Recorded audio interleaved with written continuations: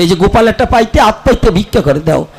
ওরে কলারে, ভগবান যে অনন্ত কোটি ব্রহ্মাণ্ডের মহাপরিচালক, তোর লাগবে, তুই গোপাল নিয়ে গেছিস কেন? এই হারামজাদা, ভগবানের কি অভাব আছে? সে রাজার ছেলে, রাজা, সে 100 বছর রাজত্ব করেছে, তার পিতাও রাজা ছিল, আর তারে তুই ভিখারি বানিয়ে হাত পেতে পেতে দাও দাও দাও।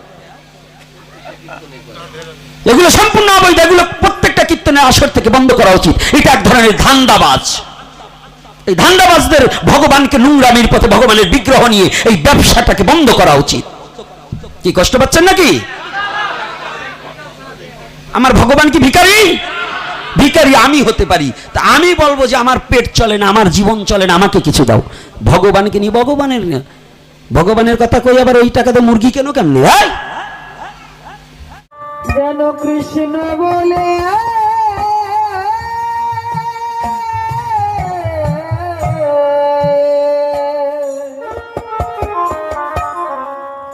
কাঁদিতে সাধু পাবেন। এই যে এক সাধু খালি, বাবা আমার একটু বলে দেন মন্দিরের জন্য।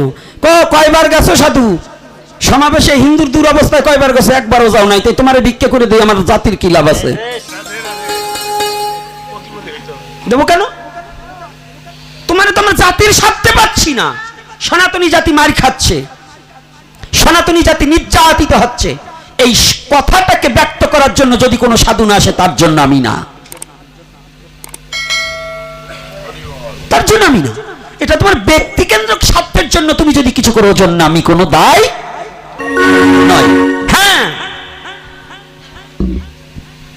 এই বাংলাদেশে সব মুসলমান কি খারাপ নাকি? যদি মুসলমানে আপনাদের রক্ষা না করতে, আপনারা টেকতেই পারতেন না। যে কয়টা হিন্দু আছে সব কয়টার বাড়ির চোটে চলে যেতে হতো। এদেশে আজও ভালো মুসলমান আছে, তবে কিছু উগ্রবাদী, উগ্রপন্থী, যারা জবরদখল, যারা মানুষকে হত্যার যজ্ঞে মেতেছে, তারা কোনো মুসলমান নয়, তারা আলাদা একটা জাতি। মুসলমানের হৃদয়ে কখনো হিংসা থাকতে পারে না। নজরুল বললেন, পূর্ণতা যার আছে ঈমান, কোথা পাইরে সেই মুসলমান। যার পূর্ণতা ঈমান আছে, যে ঈমানদার ব্যক্তি, সে কখনো মানুষকে হত্যা করতে পারে না, সে কখনো কারো জমি দখল করতে পারে না। সেই ঈমানদার মুসলমান কখনো নারীর প্রতি লালসিত হতে পারে না। তাহলে যারা করছে, তাদের প্রতিবাদ করার জন্য আজকে যারা সংখ্যালঘু জাতি, যারা সনাতনী জাতি আছে, এত কষ্ট করছি, এত বকবকানি করছি। কই এদেশে যারা গুরুগিরি করে খাচ্ছে, ব্রাহ্মণ আছে, বৈষ্ণব আছে, ভোগ দিয়ে খাচ্ছে, কয়জন পাচ্ছেন?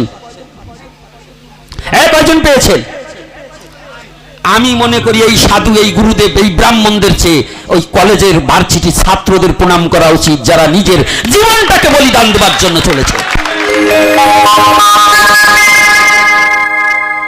এই ভার্সিটি ছেলেদেরকে প্রণাম করা উচিত, অবনত মস্তকে, যে নিজের জীবনকে বলি রেখে জাতির স্বার্থে রাস্তায় নেমেছে।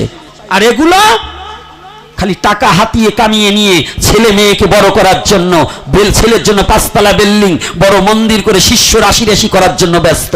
এরা একজন সদ্গুরু নয়, যারা নিজের স্বজাতি চিন্তাটাকে ভুলে গেছে, নিজের জাতির দুঃখ দুর্দশায় যারা এগিয়ে আসতে না পারে, ওরা একজন সদ্গুরু নয়। জানবে এরা ব্যবসায়ী, এরা ব্যবসায় লিপ্ত হয়েছে, গুরুগুরি ব্যবসা করে নিজের পুঁজি বাড়াবার জন্য এরা মত্ত হয়েছে। এদেরকে কোনো উপকার, এদের কোনো কালেকশন পর্যন্ত দেওয়া উচিত নয়।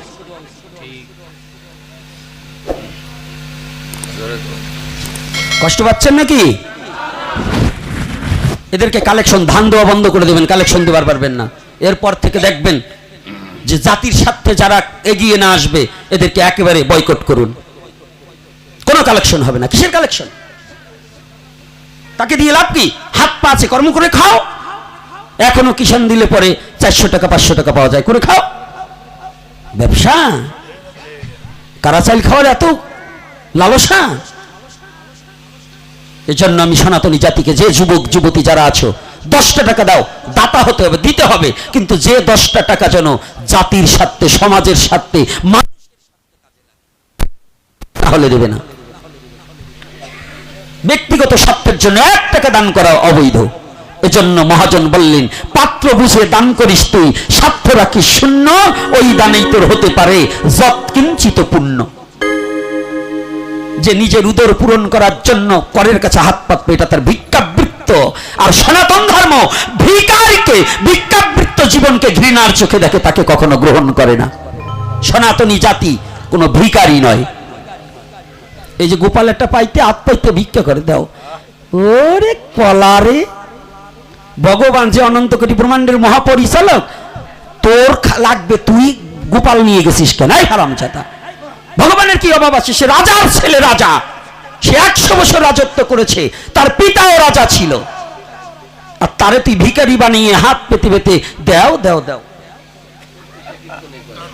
এগুলো সম্পূর্ণ অবৈধ, এগুলো প্রত্যেকটা কীর্তনের আসর থেকে বন্ধ করা উচিত। এটা এক ধরনের ধান্দাবাজ। এই ধান্দাবাজদের ভগবানকে নোংরামির পথে, ভগবানের বিগ্রহ নিয়ে এই ব্যবসাটাকে বন্ধ করা উচিত। কি কষ্ট পাচ্ছেন নাকি? আমার ভগবান কি ভিখারি? ভিখারি আমি হতে পারি, তা আমি বলবো যে আমার পেট চলে না, আমার জীবন চলে না, আমাকে কিছু দাও। ভগবানকে নিয়ে ভগবানের কথা কই আবার ওই টাকাতে মুরগি কেন কেমনে? এজন্য বলছি, সনাতন ধর্ম নিয়ে যদি কেউ সিনিমিনি খেলা হয়, আমি অন্তত ভগবানের কাছে প্রার্থনা করব, মৃত্যুর পরেও ভগবান তাকে ক্ষমা করবে না। সনাতন ধর্ম কোনো খেলার ধর্ম নয়, কোনো ছলের ধর্ম নয়, কোনো ছলনার ধর্ম নয়। এটা একমাত্র হৃদয় দিয়ে অনুভূতির জগতের ধর্ম।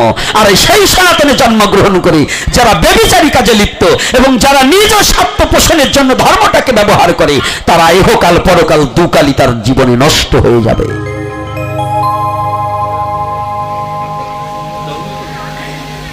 সাবধান, নিজের দোষটা পরের দিকে চাপিয়ে দেওয়া যাবে না। কষ্ট পেলে আমার কিচ্ছু করবার নেই, কিচ্ছু করবার নেই, কারণ আমার আলোচনায় এখানে আমি ওই কৃষ্ণ কংসকে মেরে ফেলছে ও আমি বলবো না। আমার কথা, তুমি কারে মারতে পারো এইটা দেখো। অর্থাৎ তোমার ভিতরে যে কংস আছে ওকে মারার চেষ্টা করো। তোমার ভিতরে যে পুতুনা আছে, রাক্ষসী, ক্ষুধা নামক রাক্ষসী, ক্ষুধা হলে পরে ভজনকে ভুলে যাও, ওই রাক্ষসীটাকে মারো, বধ করো। কামরূপ কংসকে ধ্বংস করো,